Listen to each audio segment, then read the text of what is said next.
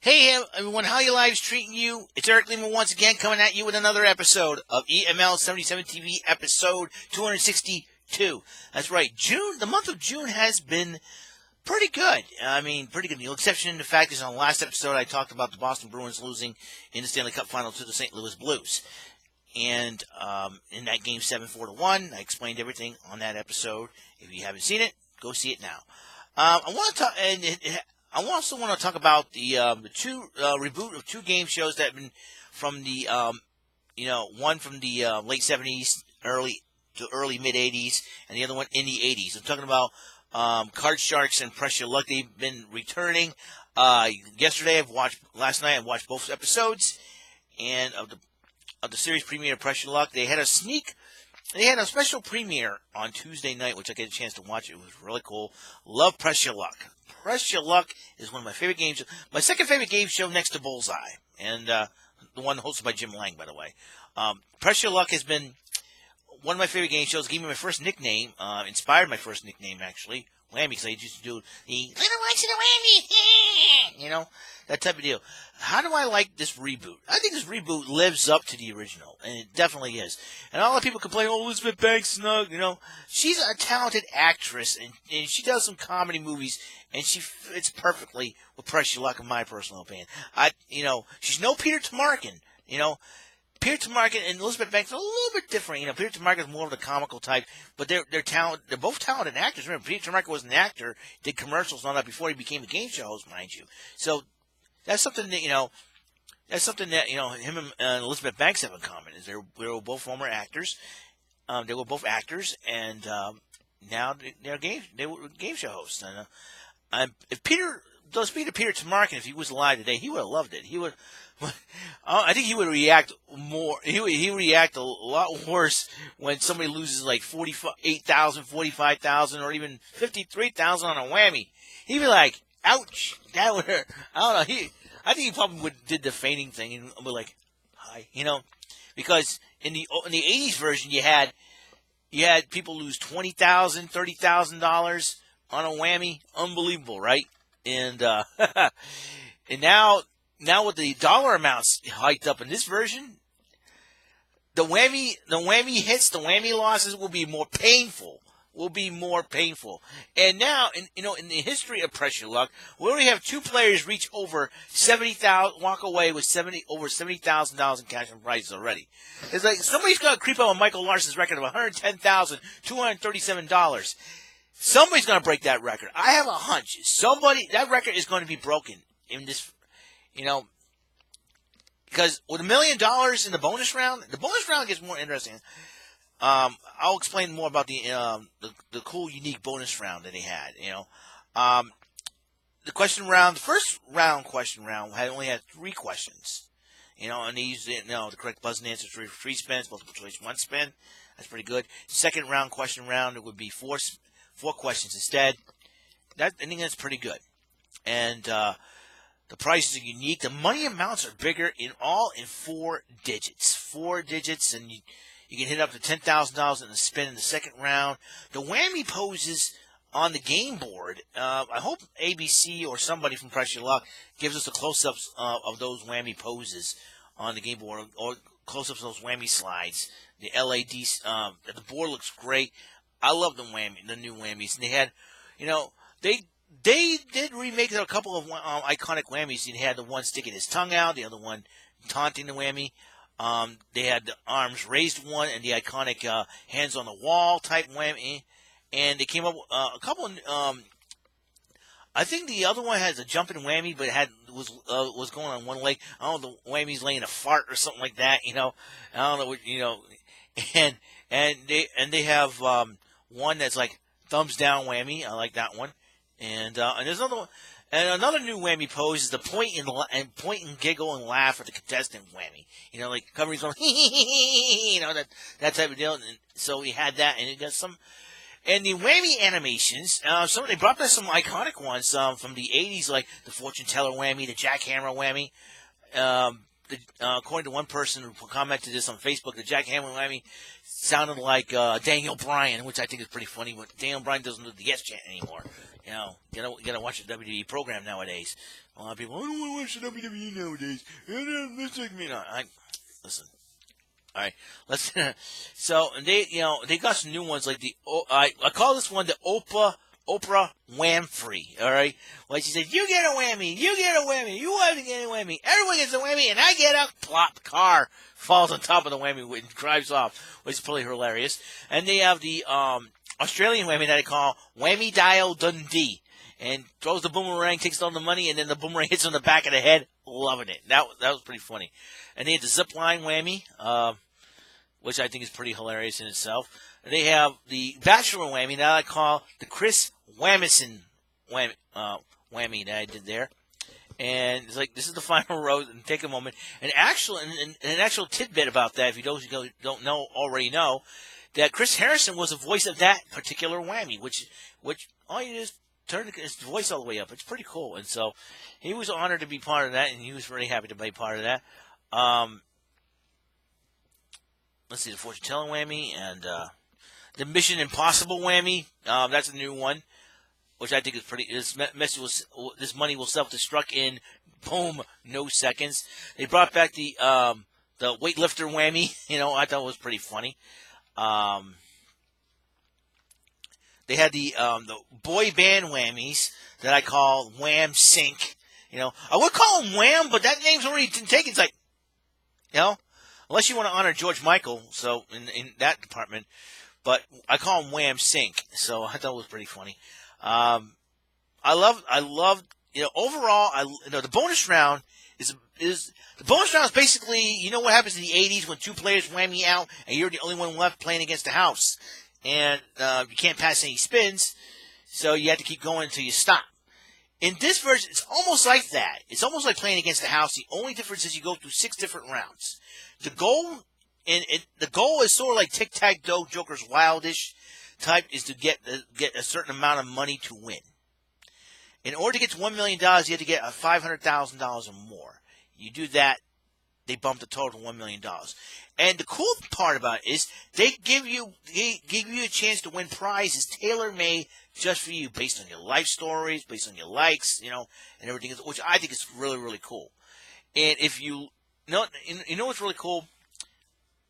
A new dad, Stevie, ended up, there was a prize where there's like baby supplies and diapers for like 3 years, something like that. Poor guy whammied on that, and they decided to put that back on the board. I think they do that now, so I think it's pretty cool. If you whammy on one of your prizes, that goes back to the game board, which is really, really cool. I like that. I like that concept. One guy won another trip to South. Anyways, the rule is that the first round goes 5 spins, second round goes 4, 3, so on and so forth, and until one or two things happen, one or three things happen. You can keep going, but after each, you have to take these spins. So after you complete the spins, you have a decision to make of whether you want to go or you want to stop and take whatever you have and add it to what you already won. So in the main game, no matter what happens, you keep all that in the main game. This is just added money, added prizes. So you can stop at any time you want. It's almost like a deal or no deal situation. You have like a loved one sitting there watching you play, and this is for $1 million. It's like the stakes couldn't have gotten higher. I'm begging for somebody on that show to say, I'm here to break Michael Larson's record, and that's what I'm going to intend to do. I'm begging somebody to say that on the show. Seriously. And I've been liking Press Your Luck. And so there's only 3 ways the bonus round can be over. One, after each round, if you decide to stop and take the money and prizes, you can bank that. Or you get full whammies, the game's over for you. But if you get $1 million, the game is over on a positive note. So you could battle. It's not like this bonus round is not like Joker's Wild Tic-Tac-Toe Bullseye. Get the bad guy, game's over, you lose everything. But if you get the whammy, you lose, but you keep going. You keep going until you get full whammies, and So basically, it's basically your usual play against the house ruling, like in the old school press your luck, so to speak. But you have raise the stakes for $1 million, and the more you go, and, your spins decrease, and you know what, it's going to be a heck of it. I give this thing I give pressure luck a 9.5. I like it. Overall 9.5. I like it. Elizabeth Banks is doing a pretty good job as host, and hopefully she can keep it up. Card Sharks is a little different. It has more like a casino feel to it. Joe McHale is pretty good, but he's no Jim Perry, but a little bit more work on that. And the 10 cards in a row thing, that is crazy. That's crazy. You could freeze at any time. You could change the card if you win the question. That's in the same rule. Some of the same rules, only 10 cards. It takes a little too long, but they get it done. And then you go to the money cards bonus round, which the cool thing is you can play 2 money card bonus rounds, which I think is pretty cool. You can win as almost $640,000, according to my friend Ronnie T. Flippin' it. If you go double. You start off with $10,000. I don't know if the minimum bet's $1,000. I wasn't paying attention. I was trying to watch NXT and Card Sharks and back and forth, but I don't know what the minimum bet is. I'll probably look it up on YouTube. Not YouTube. Wikipedia later. I think the minimum bet is $1,000. And to the second to the last card, if you have to bet at least half. So that's the second to the last card. I think it was 7 cards, and the 6th card is your big bet base card, so to speak. And the push rule is out the window, so one poor guy ended up getting 3 aces, or as Jim Perry would say, third ace. Guy, Aziz, busted out. No losing horns or nothing. I think they wanted to keep that as Price is Right's trademark, loser horns. So that's why you don't hear it in this version of Card Sharks. And you bet with chips, so it's like it's all like a Vegas type feel, and so trying to go for it. It's like imagine, and then you have on the left you have higher, and I think it's on the right. On the left and the right, I gotta check it again. I think it's on the left you have higher, and on the right you have lower, or vice versa. I forget. And you can put how much of your chips you want to bet on. You can go all in higher, all in lower. The good part about it was the audience gets into it. When they see a 2 or ace, they're chanting all of it, all of it. It's like having a WWE live event, all of it, all of it. So I think it's pretty cool. But I say Pressure Luck is better than Card Sharks. I will give this version of Card Sharks a not 9.5. Excuse me. Whoop, that's Pressure Luck, 9.5. For Card Sharks, I give a 7, just 7.0. Give it a 7. It's good, but needs a little work. But I'm sure I think the more we watch it, I think the more a lot better it could get. But I personally pick Pressure Luck over Card Sharks in my personal opinion. I like Pressure Luck. It's like I said, second favorite game show to Bullseye, but nowadays it's my favorite game show in the 2000s. So I'm expecting a lot more Pressure Luck. Hopefully, the second season comes around. Hopefully, see more new and funny whammies as well. The whammy I consider game shows Wile E. Coyote. He steals the money, and then all of a sudden he gets himself hurt in the process. Like Wile E. Coyote tries to catch Road Runner, but gets himself hurt. So that's why I consider the whammy. He'd be the Wile E. Coyote of game shows. I can give him a name. Wile E. Wham-Odie. I don't know. Wile E. Wham-Odie. Oh. Wile E. Wile E. Whammy? Well, who knows? So, he is a Wile E. Whammy, that's for sure. So, yep. So, who would I pick? So, if I picked one game show that should come back for a second season, I would say Pressure Luck. And no offense to the folks at Card Sharks, but Pressure Luck's been more like the cards of Card Sharks. I kind of miss the old school Card Sharks. Sometimes we don't get what we want, but that, hey, whatever. Like I said, Card Sharks is not that bad, but like I said, I give it, I give it a 7. You know, the gameplay's a little slow and all that, and Joe McHale, yeah, he needs a little work. Like I said, he's no Jim Perry, but he needs a little work on hosting, you know. But I like. Let's again, press your luck. I cannot stress this enough. Press your luck. I like press your luck a lot better than card strikes this time around. So that's my honest opinion. Hopefully they come out with T-shirts or come out with a flash game of the game board. Or I'd like to see this game come out for the Nintendo Switch this time, and and have the modern day board and everything else. That'd be really cool. I have the game already for the Wii and for the 3DS, so there's that. So we'll see what happens. Oh, for the DS, you can play it on the 3DS, though. So we got that, and I'm pretty excited. So, like I said, press your luck. 9.5, Card Sharks, a 7.0. That's all the time we have on this show, and God's love, life, and light to all of you out there. Catch you on the flip side, and remember, pay attention, you might learn something. What am I going to talk about in episode 263?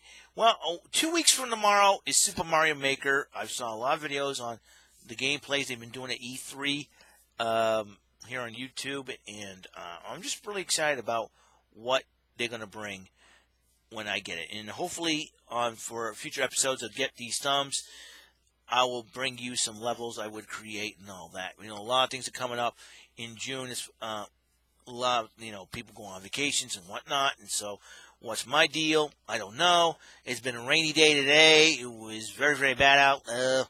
But I'm fine. I'm here. I'm alive. And praise God, it's going to be a good day. So I'll see what tomorrow brings. And, it's the weekend. And, of course, next week, I will bring you a verbal tribute to Sears Auto Center. I will tell you why I am doing that.